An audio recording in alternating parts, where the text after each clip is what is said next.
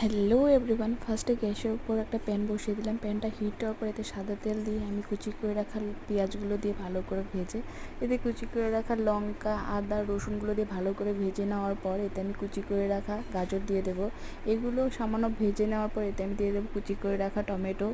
এগুলো ভালো করে ভেজে নেওয়ার পর এতে আমি দিয়ে দেবো স্বাদ মতো নুন আর হলুদ গুঁড়ো দিয়ে ভালো করে ভেজে নাড়িয়ে এতে আমি দিয়ে দেবো 1 চা চামচ pizza pasta sauce, tomato sauce, chilli sauce আর 1 চা চামচ মেয়োনিজ দিয়ে এগুলো ভালো করে মিক্স করে এতে আমি আধা চা চামচ লঙ্কার গুঁড়ো আর 1 চা চামচ গরম মশলা গুঁড়ো দিয়ে এগুলো ভালো করে নাড়িয়ে এতে আমি বয়েল করে রাখা পাস্তাগুলো দিয়ে দিলাম। দিয়ে এগুলো ভালো করে মিক্স করে নেবো আমি মশলাটার সাথে।